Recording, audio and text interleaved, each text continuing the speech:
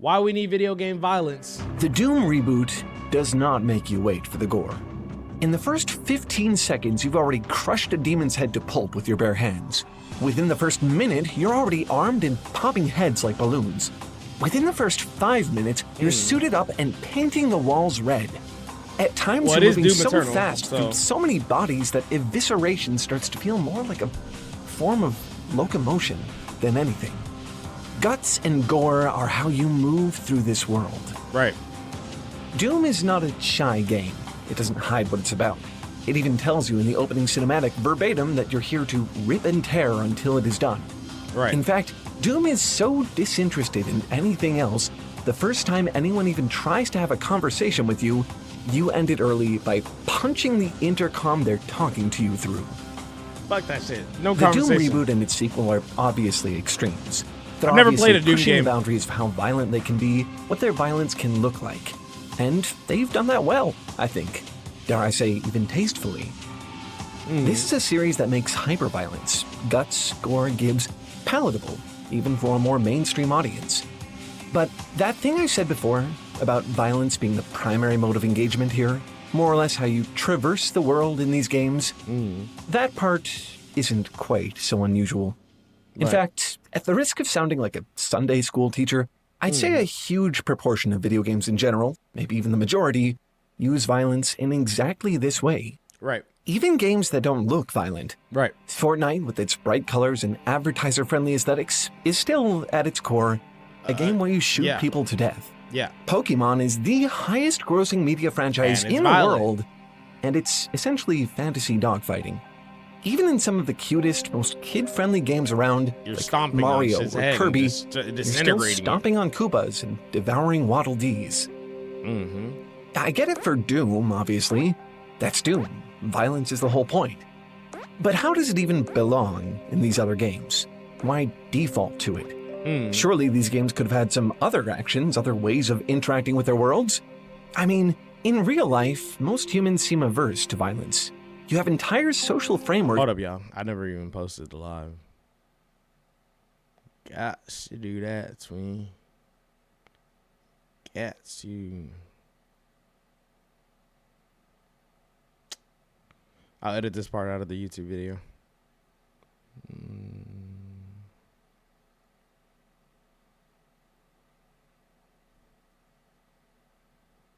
Twit.tv.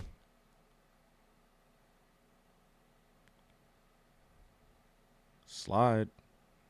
Stonks. Designed to deter it, to keep it as far from the average person's life as possible. And yet, here you are, not just enjoying it, but turning it into a form of play. Yeah. It's just confusing from the outside. If you humans really think of violence as such a bad thing, then why are you so hell-bent on making it so ridiculously fun? Right.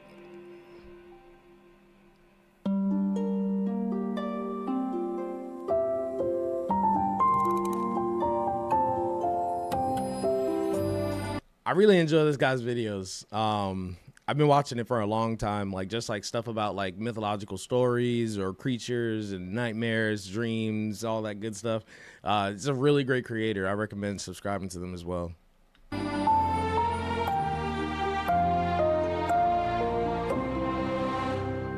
Tail Foundry. Cormac McCarthy's Blood Meridian is admittedly not a game, it's a novel, but I bring it up here because it holds what I think is one of the keys to understanding this violent play you humans are always engaged in. If you haven't read it, there is no way I can do it justice for you here, but in the rough... I feel like honestly you could say it's human nature at play, because honestly most of the time we're generally like a malevolent species at the end of the day. Who had the idea to bludgeon an animal and eat it? Who had the idea of chopping down trees to use as housing? Who had the idea of the first murder?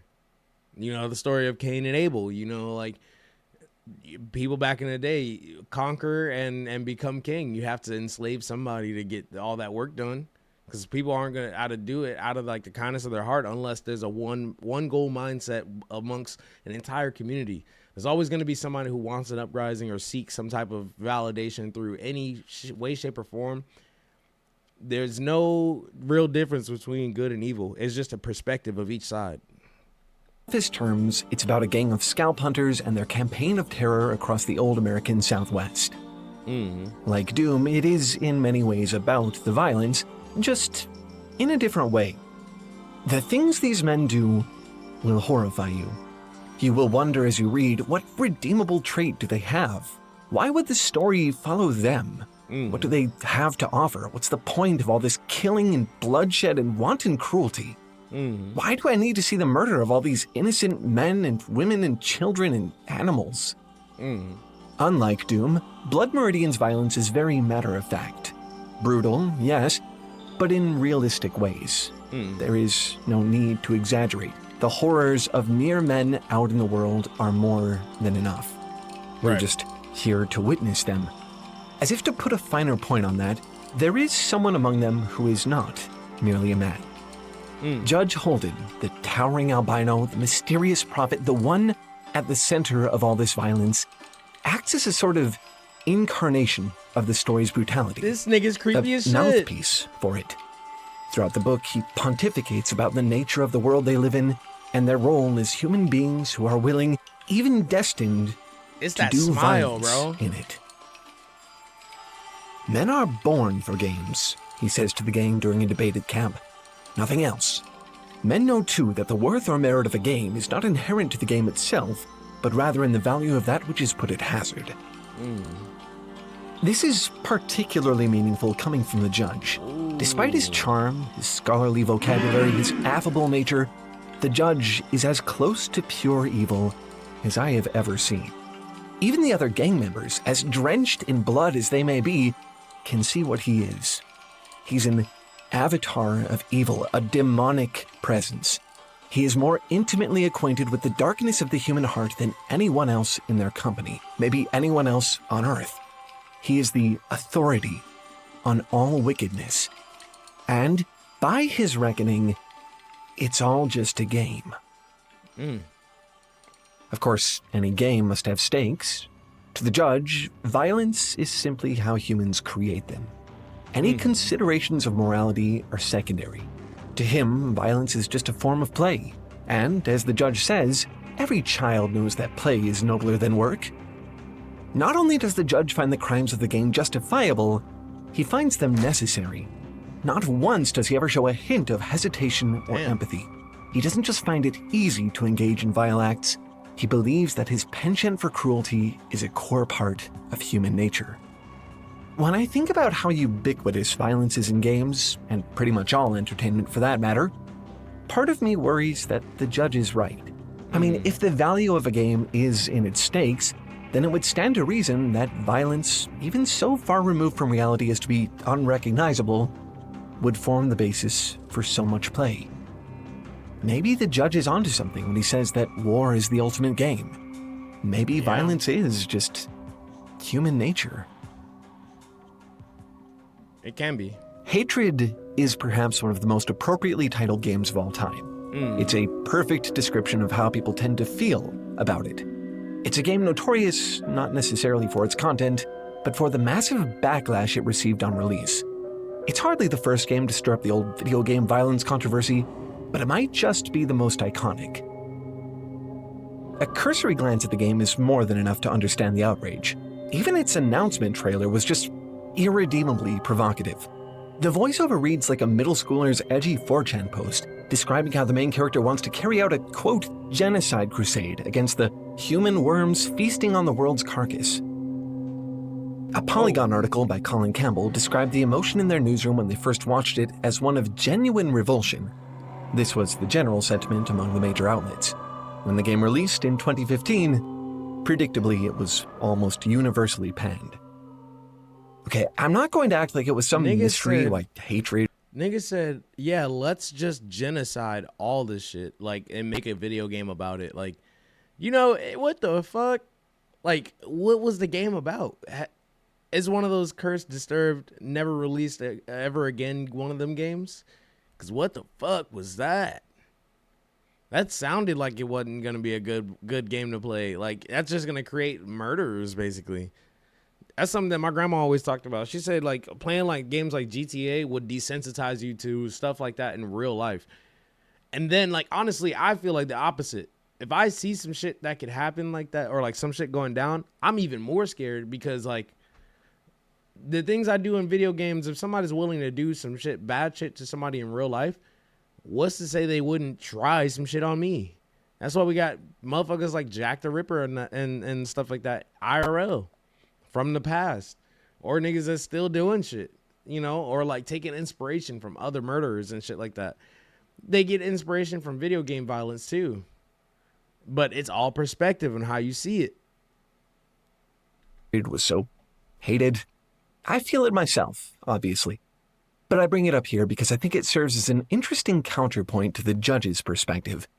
If the judge were right, if violence were just human nature, and if suffering and death are the stakes that make it worthwhile, wouldn't people have loved this game?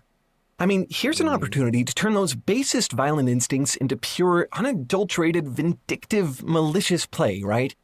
There is no other point to playing Hatred. But they didn't. And I think that means something. I also think it means something that the Doom reboot, a game that came out less than a year later, indisputably more violent by raw volume of blood and gore alone, was so loved. The thing about Doom is that, unlike Hatred, it isn't cruel. Yes, you may be ripping and tearing apart demons, and you may have a really good time doing it, but they're demons. It's a fantasy. It's over the top, ridiculous, almost a parody of violence. Compare that to what you get in Hatred, mission objectives like annihilate the funeral procession or run over the pedestrians. The difference is hard to miss. Yeah. As GameSpot's Justin Clark put it, Hatred's attempted power fantasy comes not from the exhilaration of superhumanity, but from the slaughter in and of itself. It's a game you play because you think it's fun to be cruel, not a game you play because you think it's fun to play with the idea of violence. If anything, this game and its reception make it clear that those are two very different things.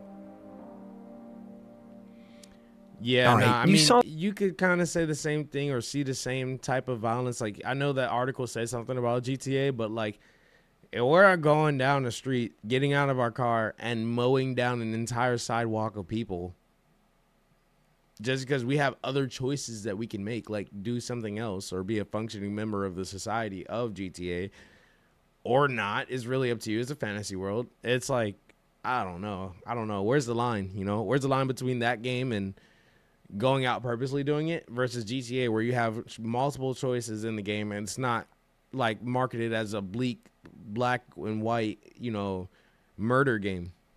Well, the thumbnail, so you already knew I was going to talk about Undertale, and this is where that's finally happening. Thank you for your patience. I have to talk about Undertale because it's a game that critiques its own violence. It is one of the few games I've ever seen that provides direct commentary on the fact that it's asking, or at least allowing, the player to do violence. And it's kind of amazing. In most JRPGs, you are meant to kill things. In Final Fantasy, Dragon Quest, Chrono Trigger, all games that Undertale takes inspiration from, if you refuse to engage in combat, you're gonna get killed. To level up and get stronger, you need XP, which you get by killing enemies. Even if the game allows you to flee from combat, you'll eventually face a foe that you are required to beat in order for the game to progress. Often, you just won't be powerful enough to take it on right away. Did he just fucking suplex a train? So, you'll need to grind, which means killing as many enemies as possible, acquiring that juicy XP, before trying again. Undertale doesn't work this way. In Undertale, you're actually gently encouraged by the story, the characters, and the mechanics not to kill, if you can avoid it. In this game, it's a choice. Killing someone has weight.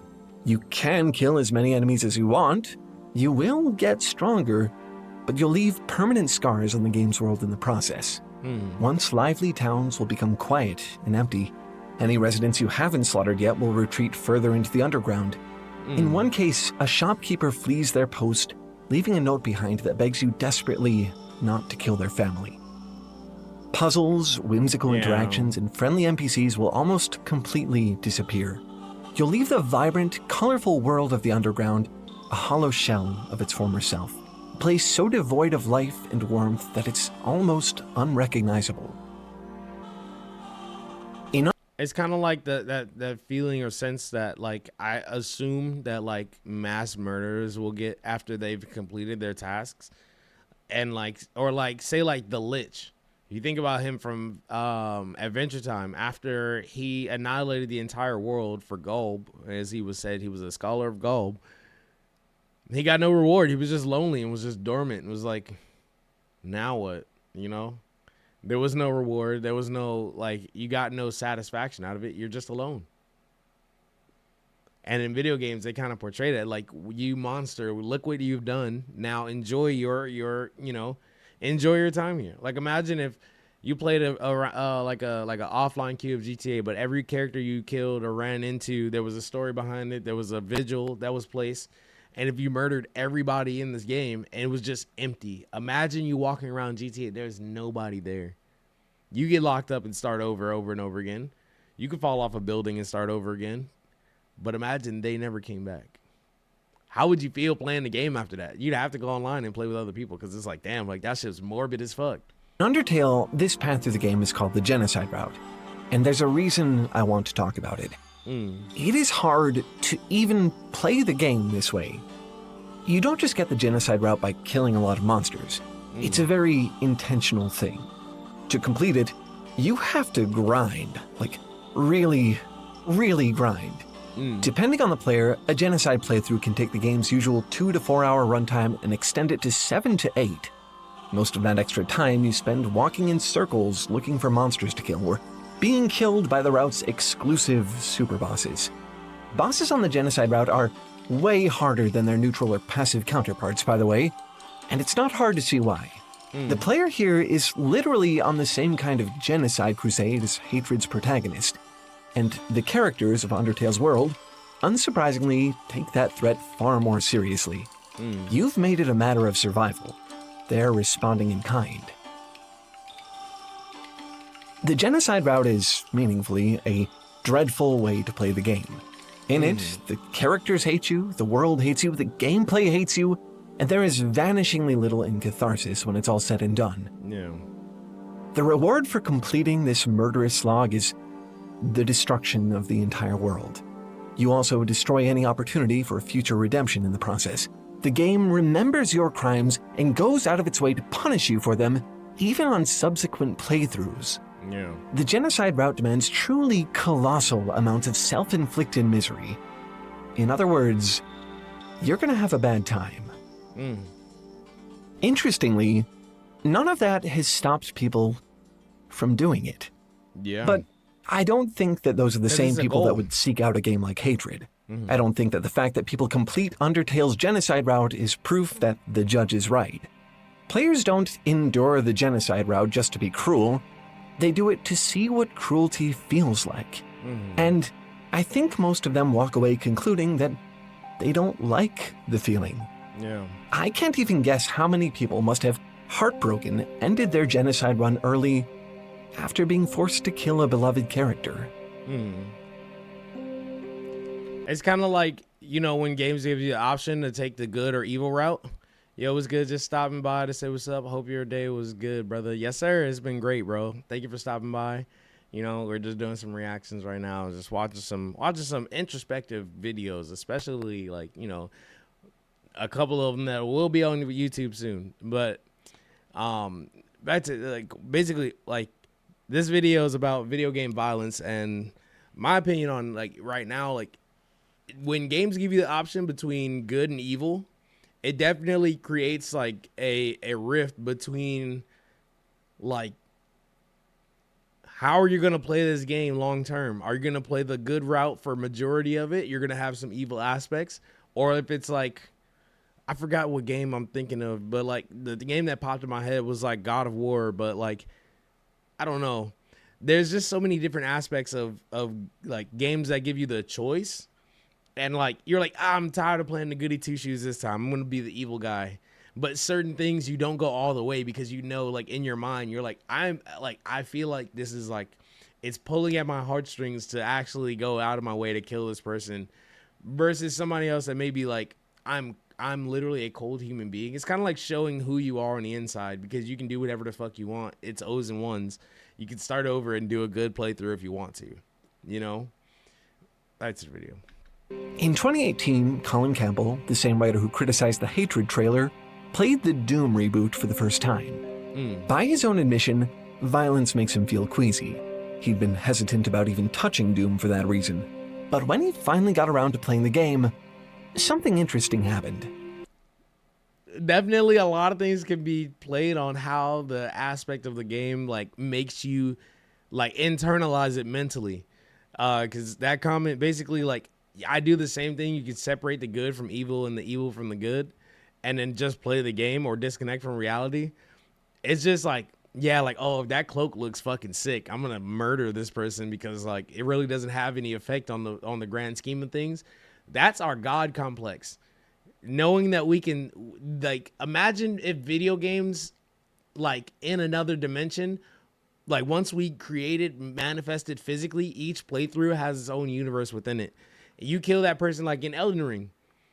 You kill Vare, White Mask Vare in the beginning, you don't get him later on. I did that shit in the very beginning of my game, and I was literally like, oh, I'm the shit. And everybody else had him. I didn't get certain options.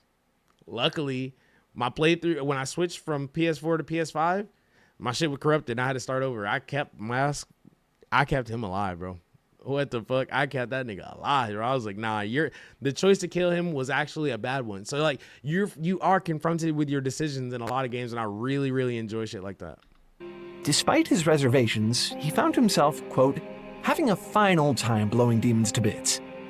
Campbell liked the hyperviolence, how it dips almost into the realm of comedy. By leaning into its cartoonish extremities, he says that Doom's violence can be placed at a distance from so many other entertainments that take their killing seriously. Yeah. Maybe, he goes on to say, that's something we all need from time to time. To a greater or lesser extent, the thrill of violence is in us all, a natural lighting up of our ancient instincts. So maybe the judge is sort of right. Maybe violence is a natural tendency. Maybe there is something in humanity that craves to entertain and be entertained by those highest of all stakes, death and suffering. But one thing games like Doom and Undertale make abundantly clear is that this impulse can also be divorced from cruelty, that it can, in fact, be reduced to play. That's what Bubble's talking about. War endures, says the judge. For the moment, it does. Maybe humanity needs play to endure it. I've heard that play is a sort of evolutionary mechanism, a way to simulate experiences in order to learn about them in a lower stakes environment. Yes. So, violent play makes a lot of sense. But if that's true, then where are the games that will teach you the really hard technical stuff? Programming? Scientific thinking? Maths? They do exist, actually. And no, I'm not talking about Reader Rabbit or the Zumbinis. There's a grown-up, accessible, easy-to-use version of education that basically boils down to a lot of really compelling mini-games. Taking on side me directs, I can probably legitimate about price that I have zero benefiting if you want to keep people. That's all for this one. Thanks for watching. I scoped it. I got that bitch. Let's fucking go. W video from Tail Foundry. Why we need video game violence. Honestly, that was very like introspective watch. I really enjoyed that one. Now